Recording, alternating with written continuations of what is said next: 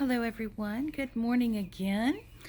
Um, I want to talk about the power of persuasion that come to my mind this morning, and I want to tell a story really quick. This happened just the other day.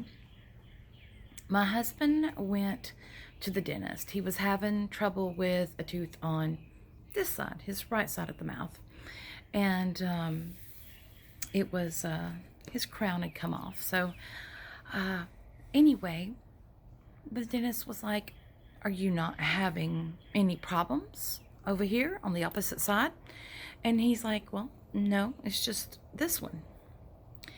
And she says, "Okay, well, you have a cavity over here, and we need to get that taken care of." Well, immediately when he comes home, he tells me about that.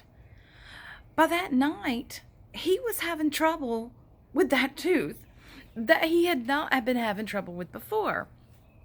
So this just reminds me of the power of persuasion and how it is done.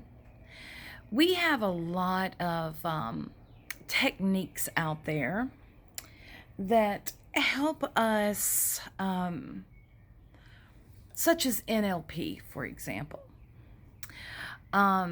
You know, it is a good thing because that is the power of, I'll say, persuasion and suggestion. That's really close. I'll say suggestion. We'll go with that route. And, it can be a good thing and it can be a bad thing. We tend to think, especially in the Western world, that somebody that is a doctor or has some kind of, PhD, XYZ after their name, that they are know-alls. And no, they're not.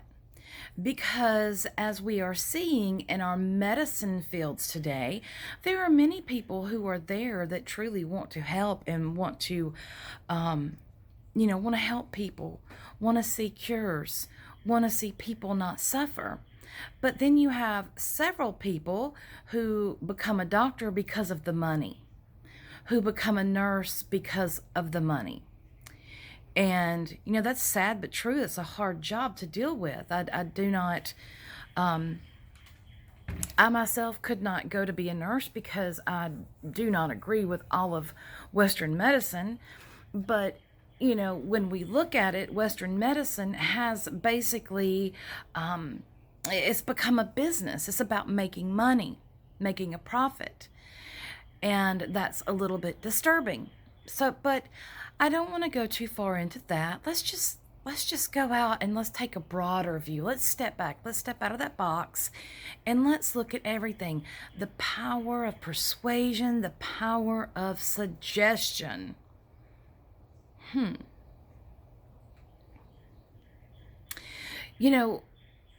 Things sometimes are imposed upon us piece by piece. And then eventually we change. And again, this can be good or bad.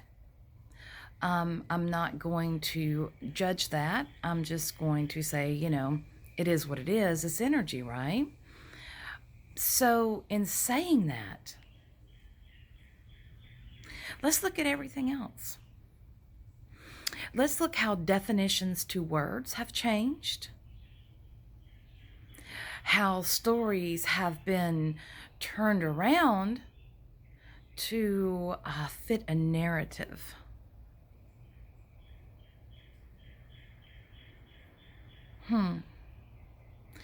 We have to really think about these things when we are looking at life. We have to step out of that box and really look at everything.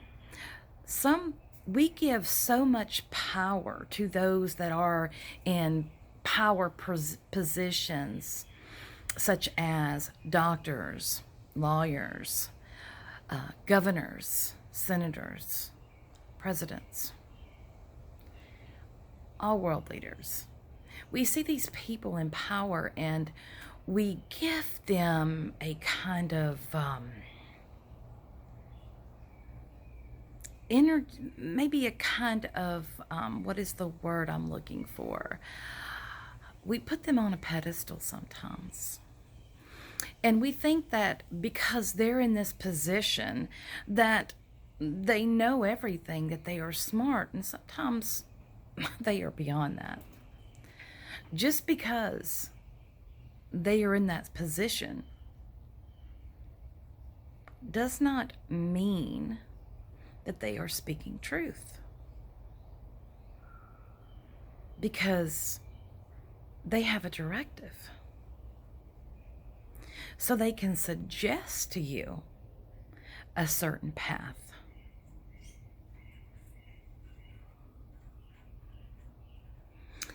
And it changes your whole ideal. We give too much power to those people. And we give our power away too much. The moment that we think that someone can take care of us better than we can take care of ourselves, we've already we've already been persuaded in the wrong direction. There are so many things out here that are showing us that we need to find happiness outside of ourselves. That if we have that house, if we have that car, if we have that boat, if we are living that life, that will bring us happiness.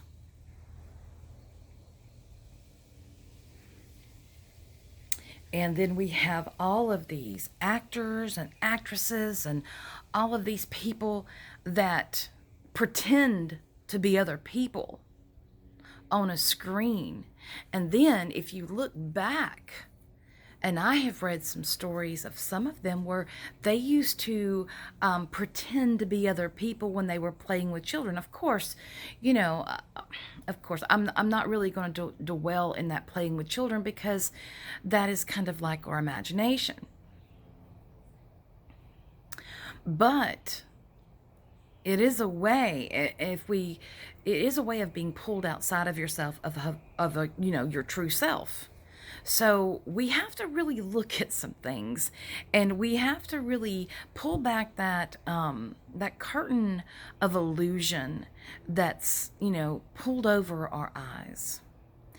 We are conditioned to think many things, and this is one thing that I'm really learning through hypnosis, is the programming that so many of us have and don't even realize it.